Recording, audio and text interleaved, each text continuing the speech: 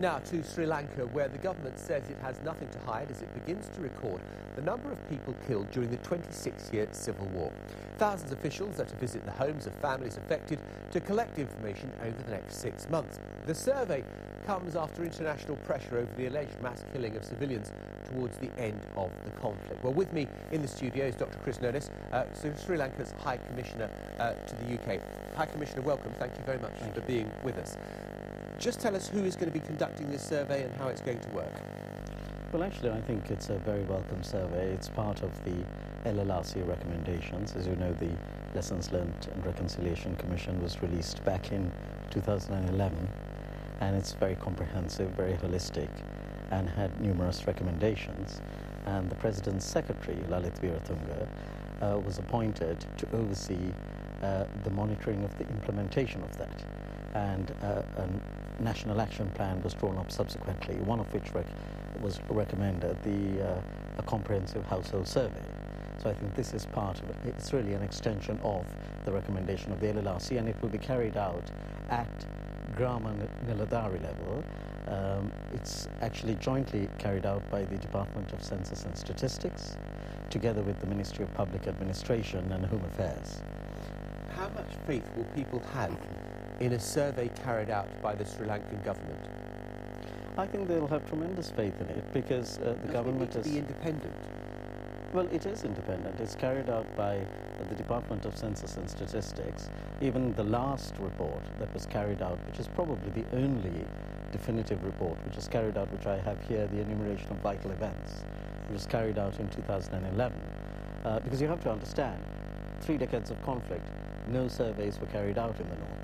This was carried out in the northern province by the Department of Census and Statistics, and all the enumerators they used, all the people they used were actually predominantly Tamil teachers. They were all entirely independent people who were actually carrying out the survey.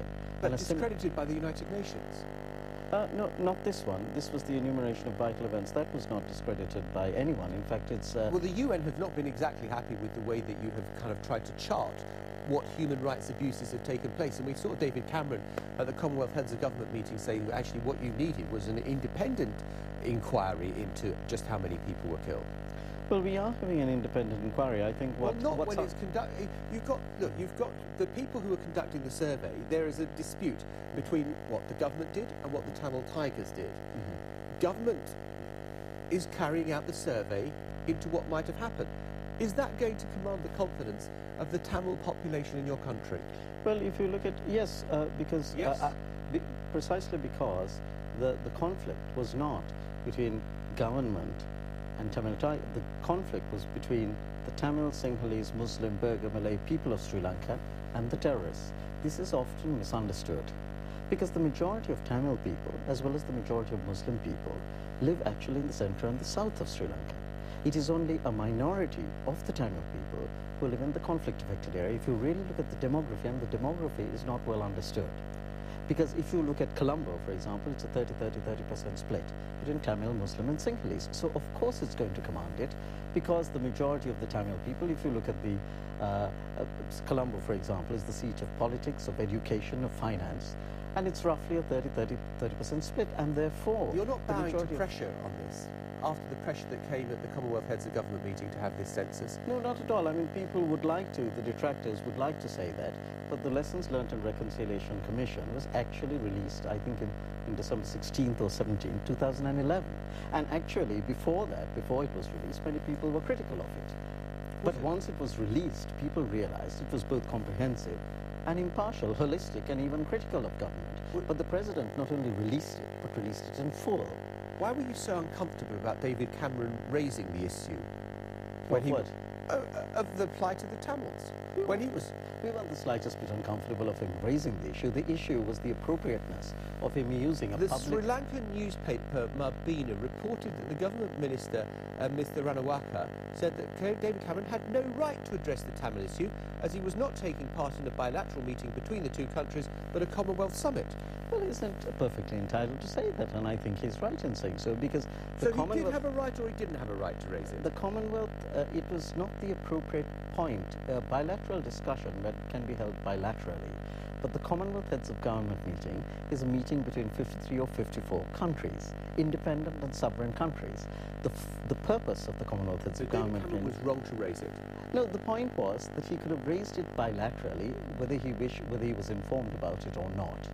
And that's another question. I'm just wondering, there will be people listening to this yes. who will think that there was a protest, the Indians didn't come, the Canadians didn't come, David Cameron came, but he went to the Jaffna Peninsula and was mobbed by Tamils who were so pleased to see him there, thinking their plight had been addressed, that there will be people who will think the Sri Lankan government is ordering this census now because it is under pressure.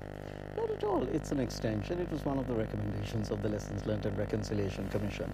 The LLRC was set within the principle of international humanitarian law, incorporating the principle of distinction and the principle of proportionality. It had over 5,000 hearings, and the majority of the recommendations are being implemented. So not in the slightest was it a result of this. But I must take you up on the point about David Cameron. The point is, people are entitled to say whatever they wish. But the Commonwealth Heads of Government meeting, the purpose of that was to discuss the theme of the Commonwealth, which was growth with equity and inclusive development. It was not there to raise bilateral issues. And I'm also sorry, on the one hand, I think it's good that David Cameron came, despite a lot of criticism domestically. But at the same time, I understand why he raised those issues on a public platform, because he has domestic collateral political considerations. He's in a coalition government. You're having an election in 2015. There is a significant diaspora, and naturally, he's been under enormous criticism. I'm afraid that is the natural conclusion one would come to if one realizes that he does have an election coming up in 2015. Okay, High Commissioner, we have to leave it there. Grateful to you. Thank you very much. Thank you. Thank you so much.